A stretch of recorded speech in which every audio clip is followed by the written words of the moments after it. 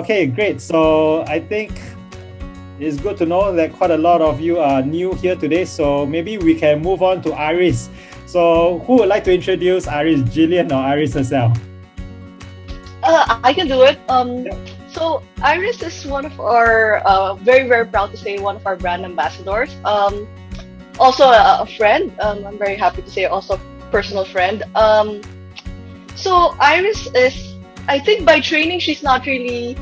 Um, I think she studied piano, right? It's not music theory or something like that. It's not even painting, but she's kind of burst into the fountain pen scene and really made an impact on everyone because of how creatively she was using not just Vinta inks but all other inks as well. And she holds a lot of workshops. So if you guys are interested, please follow her on Instagram. I can put the link down below later. But yeah, so I won't take up too much of your time. But anyways, I like you guys. I'm also excited to see what demonstration she'll be doing for us today. Everyone, I'm very happy to be here joining you. I'm here in Manila. Well, actually, yes, Jillian is correct. I was not really trained to be an artist. I did not take fine arts in college. I was actually a piano major, and then from there, I don't know how well life happens, and then I just suddenly realized that I had this need to create something with my hands, and I started painting with watercolors and soft pastel. Now, painting with inks actually came as an accident, mainly because of my, how do I say it, my hoarding tendencies. I'm not really into fountain pen. My handwriting is horrible. I'm ashamed to even hold the pen in my hand because I don't give it justice. But I got into collecting some nice pens, and actually what started that was when this is really honest. I'm not saying this because I'm an ambassador for Vinta or Jillian is my friend.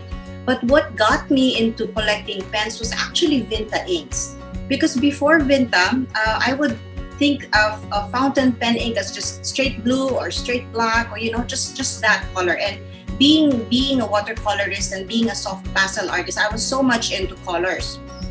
So I was thinking, I'd rather just use a ball pen or why go into fountain pens? But when my friends showed me swatches of Vinta inks, the colors itself, they were really very interesting to me, and I saw it only as a flat color then. I wasn't playing with water, and so I just saw it the way it was. Like if you see it swatched on their bottles, if you can see my other screen here, so I would see the color as just that.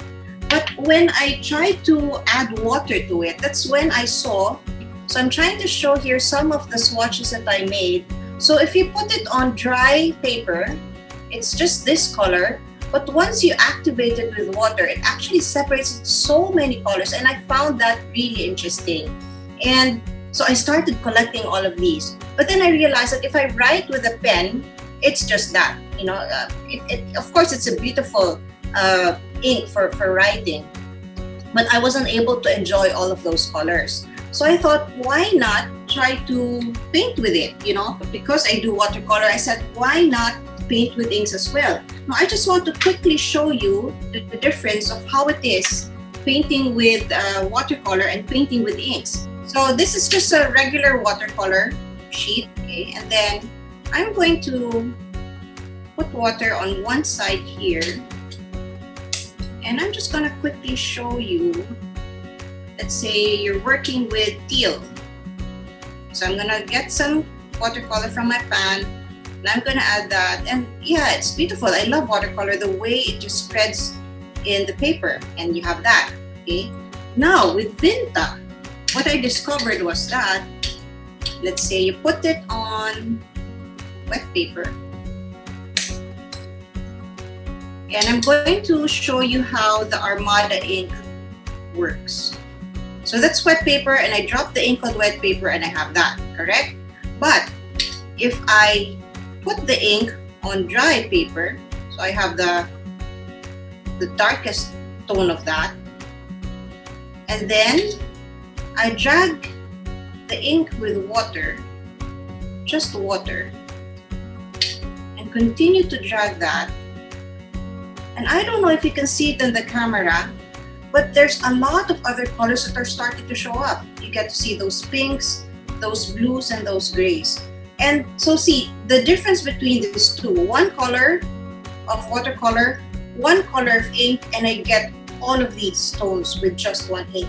Now, the nice thing about this, well, I would say that, what I really enjoy about it is that watercolor is unpredictable, but ink is even more unpredictable. Painting with ink is even more unpredictable.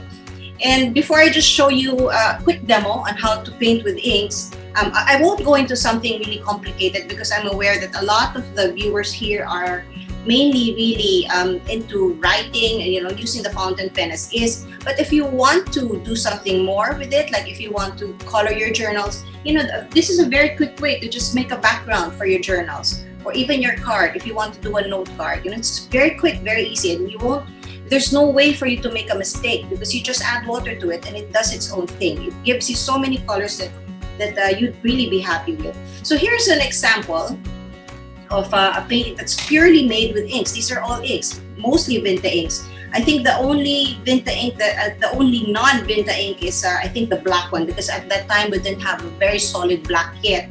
But now we have Romblon, which I'm really very happy about. So yeah, these are all Vinta. This is a Santa Cruz.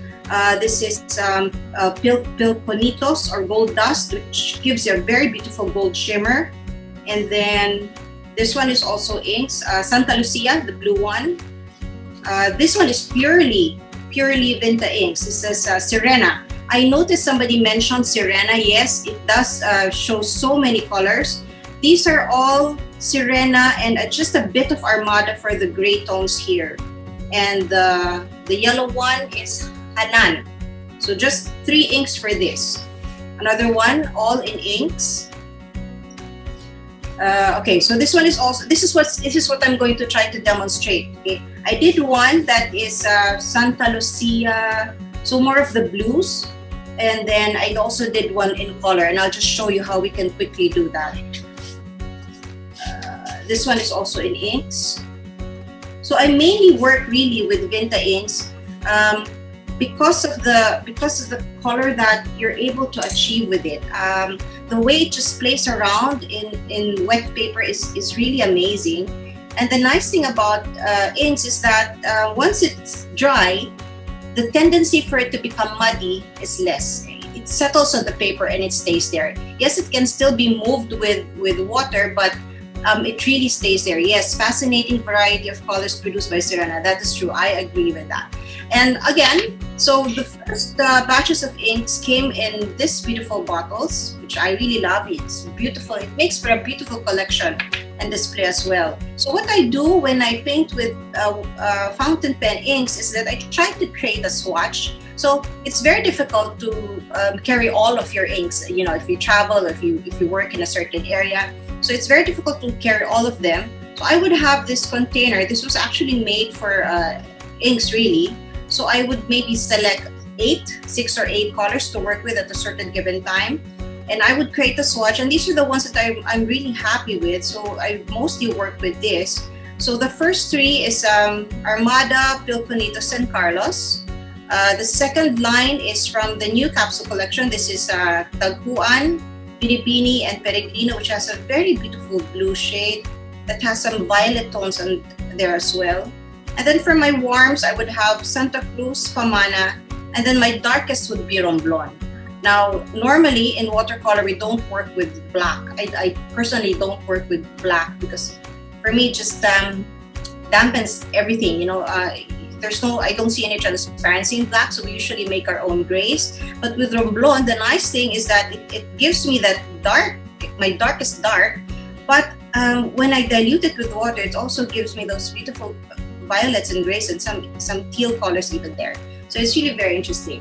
Okay, so if you do want to try painting with fountain pen inks, I really recommend that you work with watercolor sheets. It's not going to work on bond paper or ordinary paper. It has to have, the best would be cotton, 100% cotton, watercolor sheets. The difference in the spread of the ink is really beautiful. You can't compromise the quality of paper when it comes to painting with inks. And then try to use synthetic brushes. There's something with ink, I don't know the composition of ink, but when I tried using it with natural fiber, the natural fiber of my hair sort of stiffened up a bit or something like that, or there were some solid material, I don't know, it's like crystal, I don't know. But I prefer to use synthetic. So I'm using synthetic rounds. Maybe an 8 or a 6 would be good because you need very little. In fact, this one, I won't be able to use a lot of these. These will really dry up in the container. But once I re-wet it with water, I can use it again. So it doesn't go to waste. That's a nice thing about it. And very little, just a little dip there would give you a lot of coverage already. So maybe a couple of round brushes. If you could find a very thin brush like this, that would also be good. And a flat brush to spread the water. So this is really just to spread the water. I also have this pen. I don't know what you call it, but it's the one with the tilt. And I use it for the Romblon. So I loaded this with the dark ink. So this will be my darkest darks if I need to put fine lines. If you want to paint along, grab some sheets there. But it's my Sailor Food pen. Yeah, so this is what I use to create those fine lines. So it's this one, not to write, but just to create fine lines. Okay, so we'll start. We'll try to do something simple, something that you can do also on your own. You don't have to be a painter to do this. You don't have to be able to draw to do this.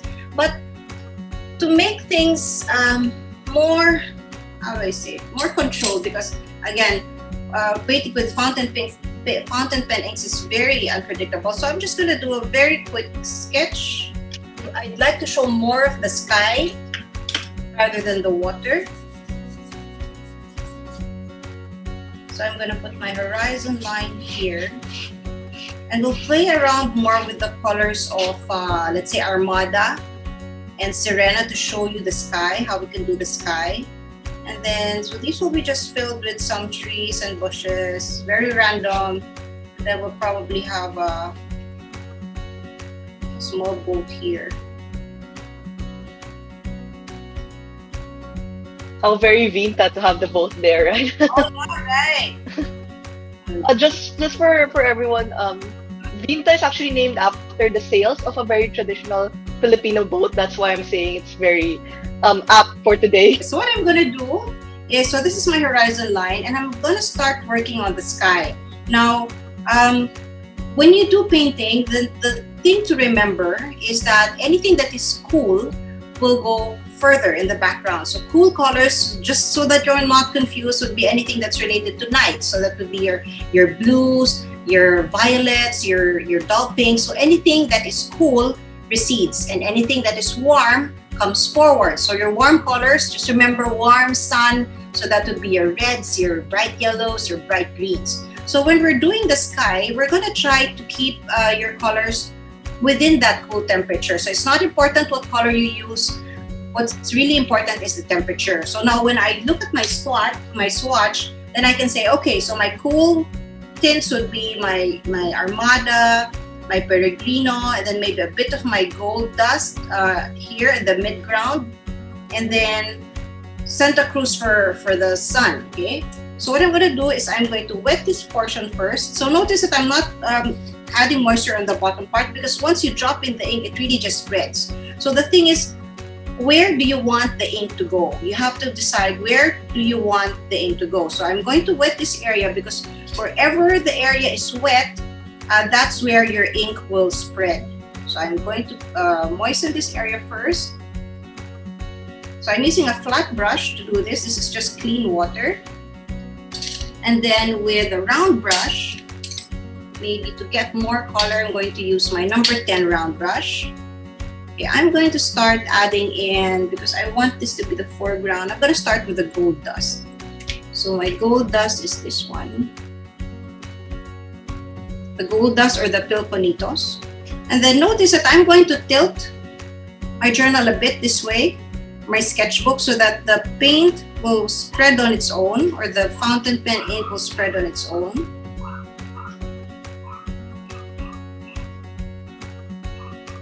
And then I'm going to rinse the brush and with just water. So this is just loaded with water. I'm going to even encourage more of that ink to spread and separate. So now you start to see that there's this color separation already. So there's some peach tones there that's starting to come out. And then the green is spreading a bit more. And one thing for you to watch out for when you're working with the Vinta Inks is that it's beautiful now that it's wet, but you know, when it dries, you see even more colors. It's very, you get yourself really surprised. The comment earlier was correct. You work with it now, you wait a while, you add more water, you let it dry, and you're surprised that there's even more colors that's coming out. So it's really so much fun to work with these types of inks. If you're talking about, you know, if you're after doing expressive work, or if you want your work to be spontaneous and not tight and just really be loose and just have fun with the colors, these are the inks to go to.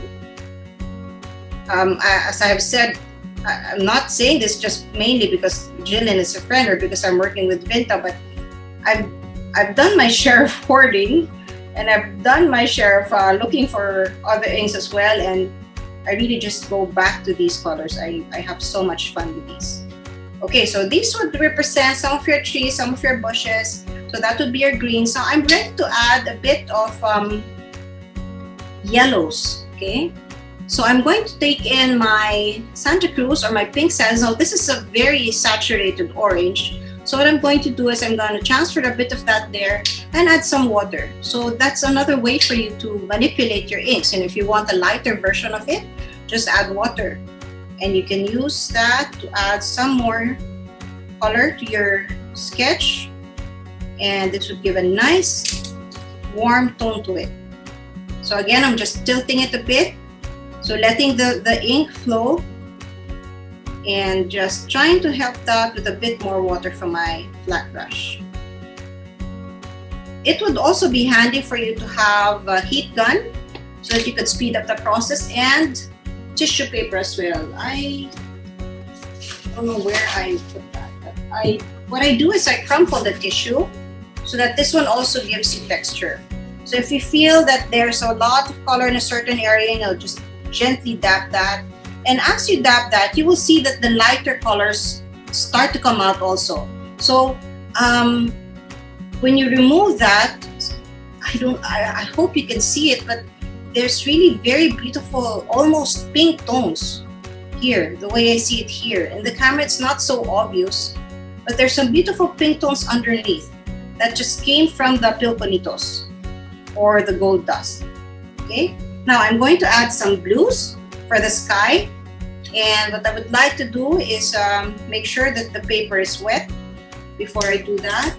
So if you have a water bottle, this can also help, just to be sure that that part has some moisture or a good amount of moisture.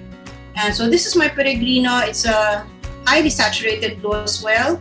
So I'm doing the same thing, just adding a bit of water to make sure that once it hits the paper, it's already toned down, not a very saturated blue, but just the right amount of blue to represent the sky.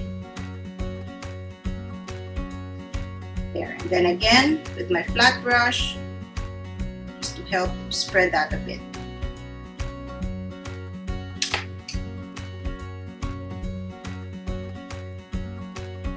So when you paint, try not to cover all the whites, because whether it be watercolor painting or acrylic painting, you can never paint your whites. Your whites would be the white of the paper, so you try to preserve that as much as you can.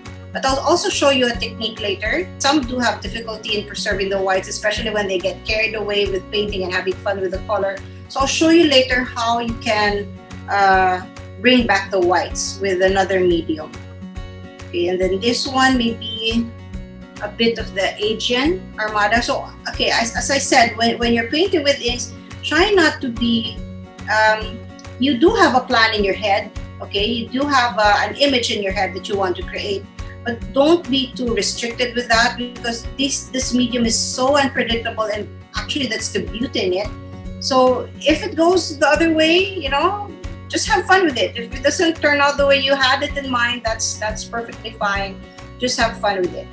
So now I'm adding a bit more of the Armada or the Aegean and just dabbing the ink. So if you could see, it's just the tip of the brush. It's only the tip of the brush that's hitting the paper, and you're able to create these beautiful tones and marks that would sort of represent foliage or trees in the background.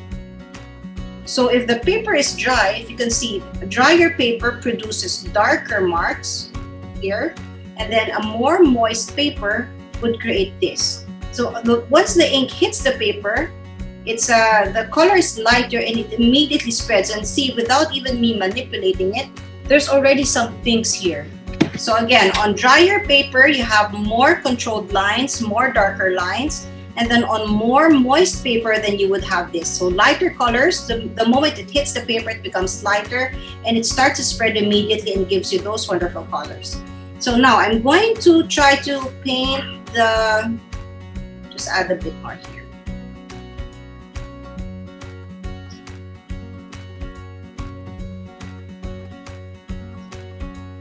I'm going to try to paint the reflection. So when you paint the reflection, whatever you see in the sky, you see in the water as well, because we're talking about reflection. So what I'm going to do now is, again, I'm going to moisten this part.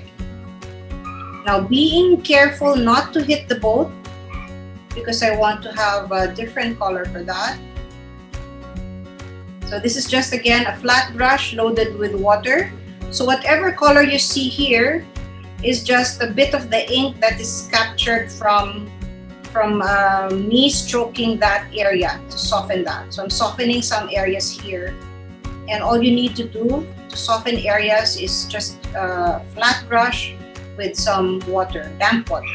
Okay, so I'm moistening this now so that as we work on the reflection, the ink will really just flow on its own.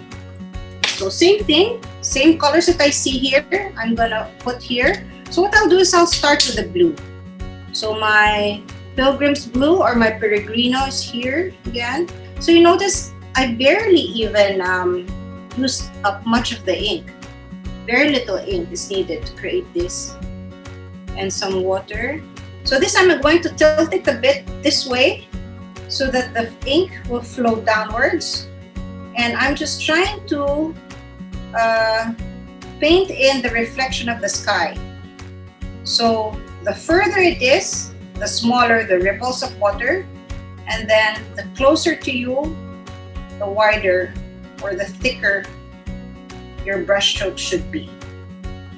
Okay, so this would be a representation of that. Now, of course, I need to have a reflection of this as well. So you go back again to the colors that you used, which was, again, the gold dust. So I'm going to use that for this. And then I'm going to dry my brush a bit, and just notice that I'm holding the brush this way and I will drag it downwards. Water reflection looks really much better with downward strokes.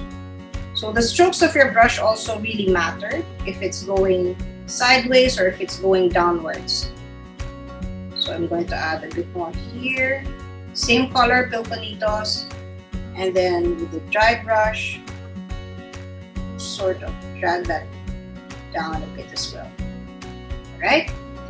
So you notice I am not, I'm being very careful with the whites here because I want my focal point to be in this area.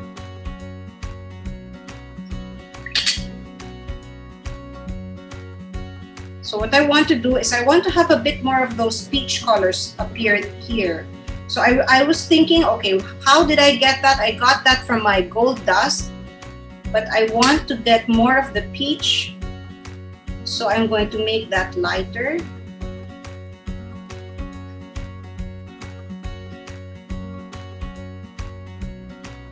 So just to show some ripples again here in the background.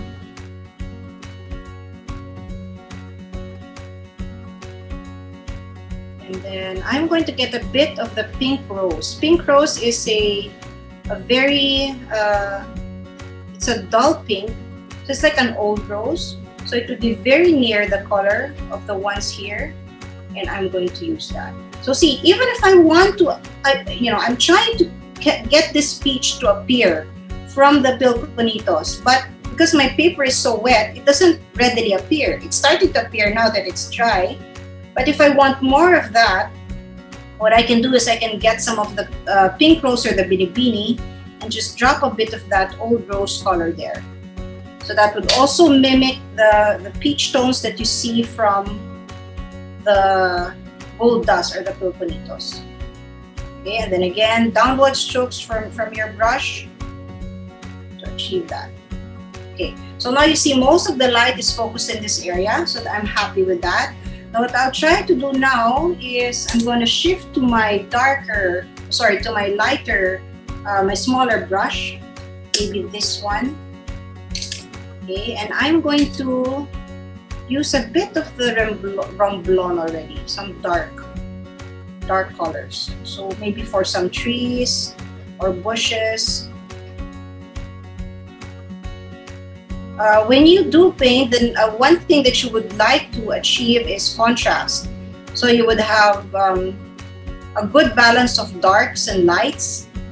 And then for your whites to really glow, for your light areas to really come out, you need to put in your darks, because it's never going to come out. You're never going to appreciate your lights without your darks. Your whitest whites would always appear brighter, and it would appear to be more glowing if it's beside something dark and dull.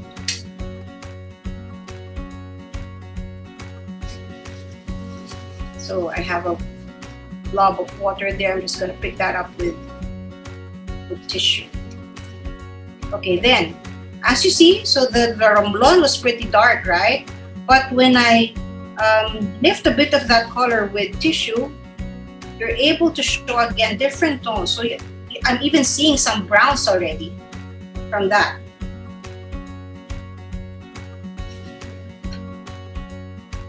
I'm going to lighten that Romblon a bit more. So just water. Okay, and a drier brush. So remember that when you do try this, don't be frustrated if you don't get it immediately. It's really a matter of knowing how wet your paper is and how wet your brush is. You just experiment with it and just have fun with it. So I'm trying to paint trees in the background. That's why I'm using a lighter tone for that. It's still the same ink, still Romblon, but I watered that down with water. I thinned it down with water. So it's nice to have a palette like this, so you can readily add water if you want to thin down a certain ink. So I shift from the pure Romblon every now and then to the watered down Romblon to get a good depth there. And then again, just water, or you can even just blast that with a water bottle mister. You see how that just, how it just spreads and it paints on its own. And you can tilt your journal, allow it to spread wherever you want it to spread. And then I'll drag that even down a bit for the reflection. Okay, so this gives you an idea of how you can manipulate the inks with water, with tissue, with a brush. And you will really have a lot of fun creating endless pictures and images and even cards. So if you can see that, let's see here. This is Romblon, but this is also Romblon, all from one bottle. So I cannot just get over how versatile these inks are. In fact, I think I can even create, because we do monochromatic paintings, so it's like just black and white or shades of gray, and I think I can finish one painting with even just the Romblon. Okay. So again, the colors that are used here are Armada, Pilconitos. For the new capsule collection, I use the Pink Rose and the Peregrino. And then for my darks, I use the Romblon. And for the yellows, I use Santa Cruz. So just those colors, and I'm able to do this. Now we're going to do a bit of the foreground here for the boat. But what we need to do for now is dry this. So I was talking about having a heat gun ready, because this will really speed up the process. I'm just gonna try to bring back a bit of the dark tones here again, because when I lifted it with tissue, everything went with it. All the dark colors went with it.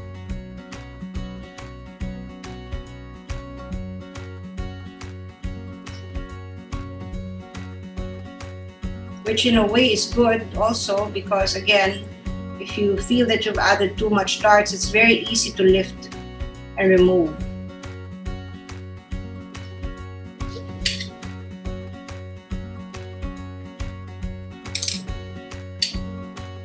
So this is just a round brush loaded with water.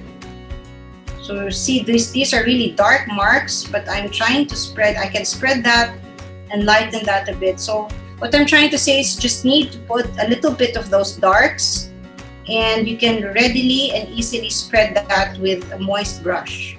So just water to spread that. Then have that reflection here as well. Okay, so now I'm going to try to paint in the boat. Okay, so we're going to do the boat, and I'm going to start with the Armada or the Aegean, because the Romblon might become too dark for me, but it's easy to add the Romblon anyway. So I'm going to use the Aegean or the Armada, and then just add a hint of that Romblon, just a bit, to darken it up a bit. And then just a single stroke. Okay, so that's the outline of the boat, and then with water, so that it doesn't look flat, I'm going to spread that down and let that color blend downwards.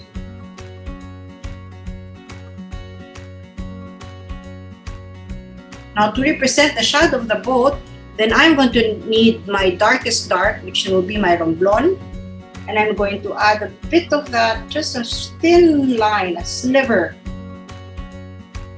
here at the bottom, to show you that this is where the edge of the boat or the bottom of the boat hits the water. So that's where your shadow starts.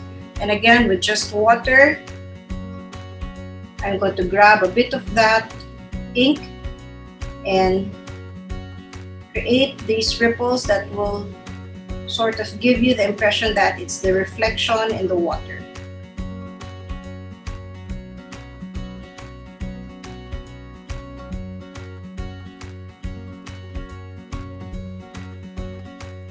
Okay, so that's your boat. Now we're going to add maybe a couple of people there. So again, this is just Romblon, and I'm going to start. These are just, impression marks. Doesn't have to be details. I'm going to start with the head, and then maybe she's sitting down like that, and she's with a gentleman. So another head there. And there he is.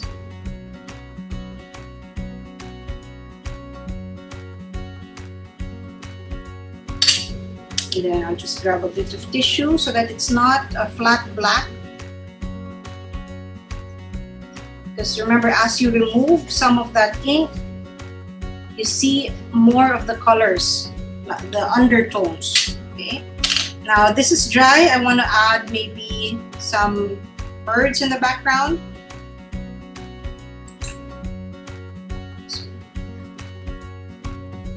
So try to work with brushes that are not expensive. Just synthetic brushes would do, as long as it holds a lot of water. As long as you have a good control with the water, that would be fine. Alright, and then just a bit more, again, that Romblon for the shadow.